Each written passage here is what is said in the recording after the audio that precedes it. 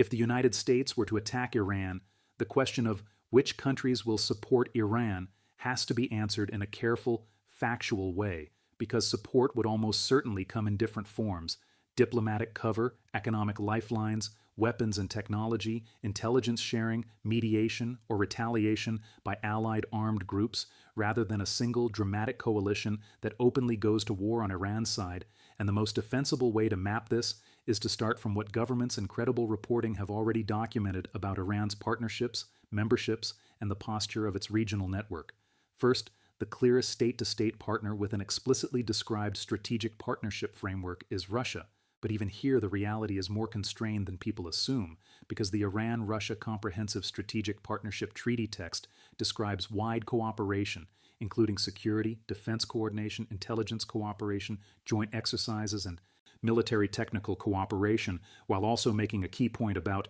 in the event that either contracting party is subject to aggression, the other party shall not provide any military or other assistance to the aggressor and shall help ensure disputes are settled on the basis of the UN Charter, language that signals political alignment and a promise not to aid Iran's attacker, but not a mutual defense guarantee that commits Russia to fight the United States for Iran. So in a US-Iran clash, Russia's most realistic support would be a combination of diplomatic backing, information operations, sanctions-evasion cooperation, and selective military technical assistance where possible, rather than Russian troops entering a US fight. That picture is reinforced by 2026 reporting and analysis tracking Iran's efforts to seek air defense-related help and other capabilities from major US adversaries, with one detailed February 2026 Iran update describing Iran seeking support from U.S. adversaries Russia and the People's Republic of China, and citing reports about Iranian arms-related requests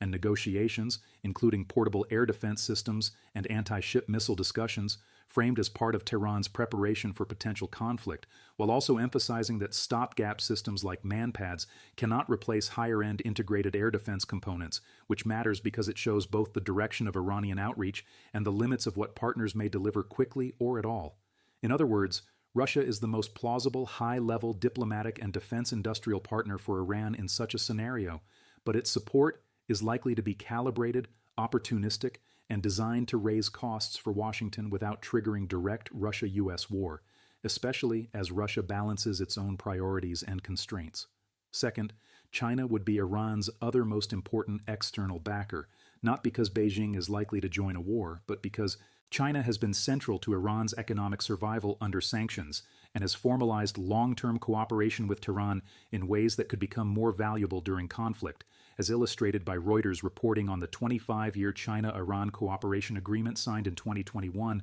to strengthen economic and political ties, with China publicly signaling that its relationship with Iran is permanent and strategic, in its own words reported at the time, and with the agreement commonly discussed as a framework for cooperation in areas like energy and infrastructure, meaning that if Iran came under U.S. attack, China's most credible support would likely be continued energy purchasing where possible, trade and finance mechanisms that reduce Iran's isolation, diplomatic protection in international forums, and possibly selective technology or weapons-related engagement if Beijing judged the risk acceptable. Yet even in the same 2026 reporting environment, Chinese officials were described as denying awareness of specific alleged arms deals, highlighting that China tends to avoid openly owning escalatory military support that would directly confront U.S. power, so any Chinese support would likely be deniable, indirect, or framed as normal state-to-state trade. Third, beyond bilateral partnerships, Iran's participation in large Eurasian and Global South groupings matters because it can shape who offers political cover, who abstains or hedges, and who frames the conflict as sovereignty versus intervention. Iran became a full member of the Shanghai Cooperation Organization, SCO, in 2023, and Reuters reporting on the SCO's expansion notes Russia's view that countries such as China, India, and Iran are key partners in confronting U.S. influence and resisting what Moscow portrays as U.S. attempts to dictate world order, while the SCO itself emphasizes non-alignment and non-targeting anyone as principles and presents itself as a security, political, and economic cooperation platform rather than a war alliance. So SCO membership does not mean SCO states will fight for Iran, but it does mean that in a crisis, Iran can work the diplomatic geometry of a forum where Russia and China are central, and where many members are sensitive to Western intervention narratives. Similarly, Iran joined the expanded BRICS grouping in early 2024, alongside new members including the UAE, Egypt, and Ethiopia, and an EU Parliament think tank briefing on BRICS expansion frames the significance largely as increased influence and legitimacy for the bloc and for developing countries and international institutions, while also warning that internal differences make it hard to reach consensus on political positions, which implies that BRICS membership might translate into sympathetic rhetoric from some members or pressure for ceasefire and negotiations, but not unified military action in Iran's defense. Fourth, the most immediate and dangerous, support Iran could draw on in a U.S. attack scenario is not necessarily from faraway great powers, but from the region's web of aligned state and non-state actors, often described as Iran's axis of resistance, because this network provides Tehran with ways to impose costs on U.S. interests, bases, and shipping lanes without requiring another state to openly declare war. And multiple sources describe both the structure of this network and the way its members have threatened retaliation if the United States attacks Iran. 1 January 2026, Iran update states that several members of Iran's axis of resistance have threatened to retaliate if the United States attacks Iran, citing statements by groups such as Kataib Hezbollah and Hezbollah's leadership, and it explicitly frames these threats as deterrence messaging that seeks to exploit U.S. concerns about a wider regional war. At the same time, that analysis also notes domestic constraints on some actors, especially Lebanese Hezbollah and some Iraqi militias, arguing that the ability and willingness to intervene could be limited by political calculations, ceasefire dynamics, and fear of domestic backlash, which is crucial because it moves the discussion from slogans, "Iran's allies will attack everywhere," to reality. Some groups may threaten, but may hesitate, calibrate, or be constrained. Still, the existence of the network is not speculative. A UK parliamentary briefing describes Iran's regional influence strategy since 1979 as relying on the IRGC Quds force and on relationships with multiple non-state actors and allied forces across Lebanon, Hezbollah, Iraq, Shia militias, Yemen, Houthis, the occupied Palestinian territories including Hamas and Palestinian Islamic Jihad, and Syria, historically under the now deposed Assad regime, and it explicitly frames these partnerships as tools of forward defense and power projection in weak or fragmented states, which means that if the U.S. attacked Iran, some of the most likely retaliatory actions in support of Iran would come not from conventional armies, but from these aligned groups choosing targets that they believe raise costs for Washington and its partners. Yemen's Houthis are a good example of what that might look like because they have already demonstrated the capacity to disrupt international shipping and to frame their attacks as part of a broader regional struggle. And a CFR backgrounder describes the Houthis as Iran-aligned, notes Iran as their primary benefactor, providing weapons transfers, training, and intelligence support, often via the IRGC, and explains how Iranian support has boosted the Houthis' missile and drone capabilities and enabled power projection into the Red Sea and Bab al-Mandab, so in a U.S.-Iran war scenario, Houthi action would be one of the most plausible forms of support for Iran that could affect global trade routes and energy markets, even if Iran denies operational control. Iraq is another central arena because Iranian-aligned militias embedded within Iraq's security and political ecosystem have a record of attacking U.S. forces and facilities during periods of regional escalation, and a Brookings analysis describes the Popular Mobilization Forces, PMF, as an umbrella militia organization led by Iran-aligned factions with growing political and institutional power, noting that Iran-backed militias have attacked U.S. forces repeatedly in Iraq and Syria in recent years, and that groups such as Kataib Hezbollah play prominent roles inside this ecosystem. So if the United States attacked Iran, the most likely support from Iraq would not necessarily come from an official Iraqi declaration of alliance with Iran, but from militia action, political pressure inside Iraq to constrain U.S. operations, and a heightened risk environment for U.S. personnel and logistics. Lebanon's Hezbollah, historically the most capable Iran-aligned non-state actor, has issued political statements that it would not remain neutral under certain conditions, and the January 2026 Iran update cites Hezbollah leadership statements as part of deterrence signaling,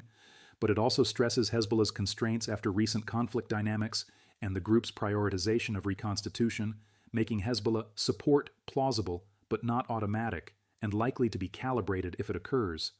Syria is more complicated than it used to be. Many older descriptions of Iran's axis treat Syria as a core state ally, and the UK parliamentary briefing reflects that long-standing alliance under Assad, but more recent regional analysis describes the Assad regime as toppled and the axis as damaged, which means that state-level Syrian support for Iran is not something that can be asserted as a certainty in a current scenario without making speculative claims, though Iranian networks and aligned groups could still operate in or around Syrian territory depending on realities on the ground. Fifth, the Gulf and broader Middle East state system would not neatly split into pro-Iran and anti-Iran camps if the U.S. attacked, because some states that have competed with Iran for decades have increasingly prioritized de-escalation and fear the spillover of a major war, and that produces a different kind of support that is easy to misunderstand. Not military aid to Iran, but diplomacy aimed at preventing U.S. strikes, limiting escalation, and keeping channels open, which can indirectly benefit Iran by reducing the scale and duration of conflict. For example, reporting in early 2026 described Gulf states, especially Saudi Arabia, Qatar, and Oman, pursuing high-gear diplomacy to de-escalate and to discourage a strike, motivated by fears that a war could disrupt oil markets, trigger retaliation on their soil, and damage their economic visions and reputations as safe hubs for business, while another analysis explains why Middle Eastern governments have been lobbying against a U.S. attack on Iran, naming Oman, Qatar, and Turkey as active mediators,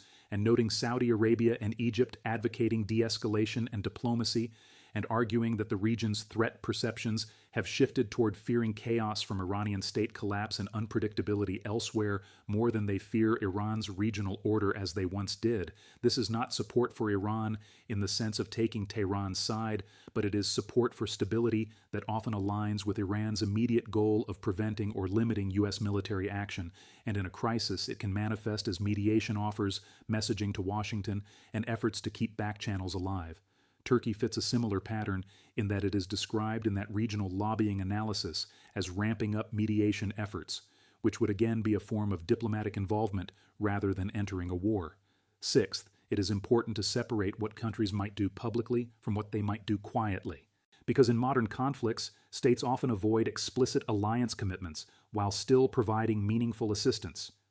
Russia and China can offer diplomatic protection and economic mechanisms. Certain neighbors can facilitate humanitarian corridors or mediation, and Iran can rely on aligned networks to threaten U.S. assets and international shipping, which can be described as support, even when governments deny direct involvement. Seventh, the biggest mistake in answering this question is to imply certainty about a future war's alliances, because many states will hedge until the scale of a U.S. attack is known. Limited strikes versus sustained campaign versus regime change objectives.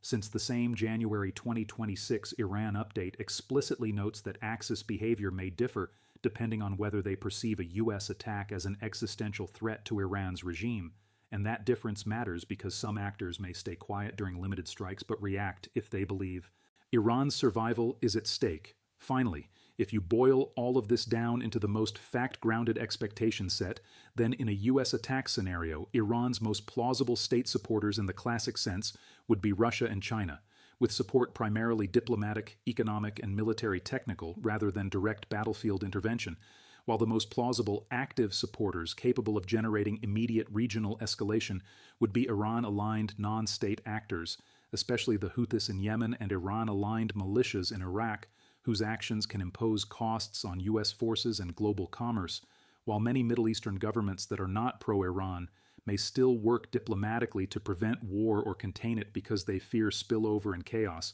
and broader groupings like the SCO and BRICS would more likely serve as arenas for narrative and diplomatic positioning than as mechanisms for collective defense. In short, if America attacks Iran, support for Iran is most realistically a layered spectrum: great power political and economic backing, Russia, China, a deterrent and retaliatory militia network, axis of resistance actors across Iraq, Yemen, Lebanon, and elsewhere with varying constraints, and regional diplomatic pressure aimed at de-escalation, Gulf mediators and other states, with the exact mix depending on how extensive the U.S. attack is and how other actors calculate their risks.